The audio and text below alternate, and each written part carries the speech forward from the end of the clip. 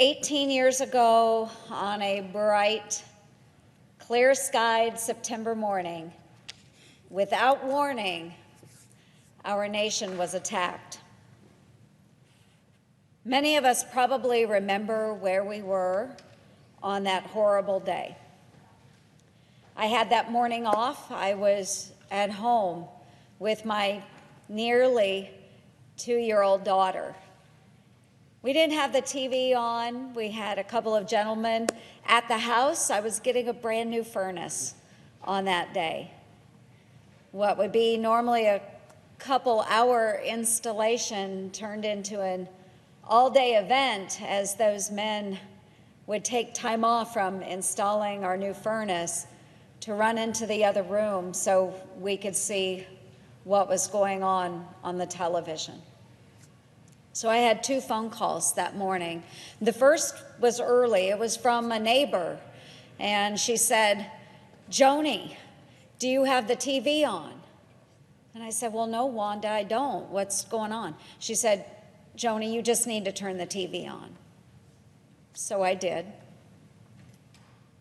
I saw the horrible events unfolding right in front of us. The second phone call I got was from my Iowa Army National Guard unit. "Captain Ernst, we're doing a 100% accountability check. We need you to stay by the phone all day so we know how we can get a hold of you."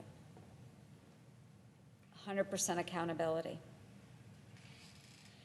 It was an experience many of us had never felt before. The terrifying shock of knowing that the country we love and our fellow Americans were under attack.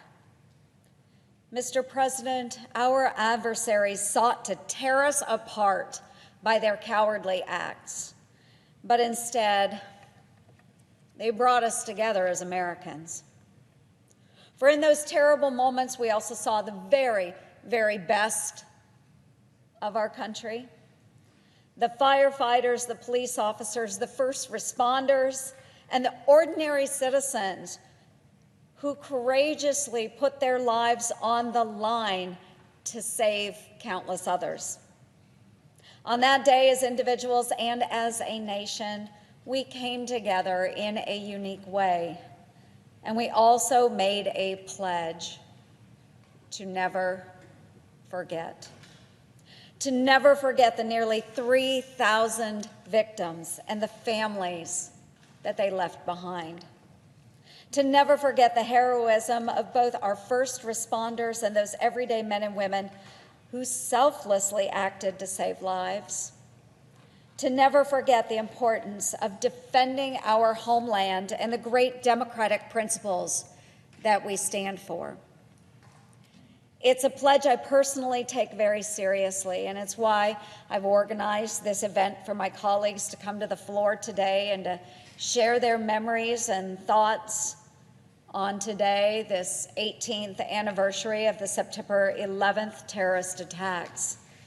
It's why I work so hard to make sure our armed forces have the technology, support, and resources they need to defend our nation from threats both here at home and abroad.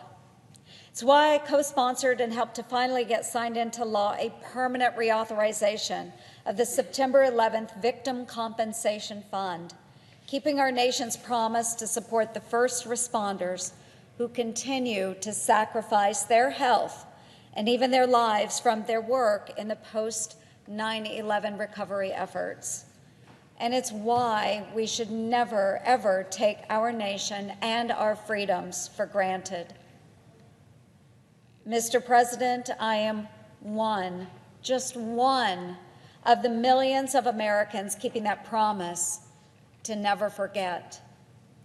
In fact, today, back home in Iowa, there are countless folks that are honoring that vow in their own thoughtful way. Many use today's anniversary as a day of service, performing acts of kindness throughout Iowa.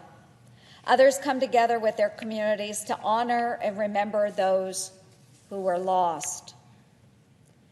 It's really wonderful to see all of the ways that folks are doing that, from walking in the 9/11 March to the Capitol in Des Moines, to visiting the 9/11 Never Forget mobile exhibit currently at the Clay County Fair, to participating in the annual 9/11 Moment of Silence motorcycle ride in Mason City.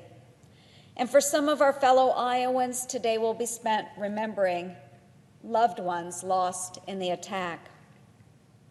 Folks like Newton's Jean Cleary, whose husband Jim, who was a loving and good-natured, good-humored, God-fearing giant of a man who never came home from a fateful business trip to the World Trade Center 18 years ago. For nearly 2 decades now, Jean has been on a crusade to keep Jim's memory alive and well. She helped raise funds for Newton's very own 9/11 memorial. She speaks to local students, educating them about the events of that day 18 years ago. And she has given her testimony all over Iowa.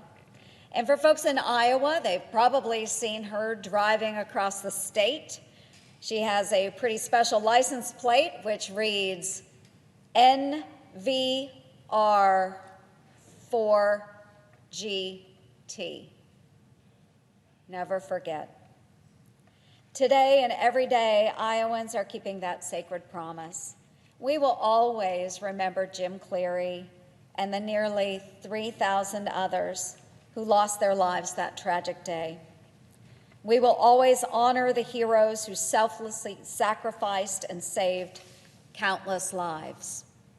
We will always rise up to defend our nation and its citizens. We will never forget. That is our sacred promise. Thank you, Mr. President. I yield the floor.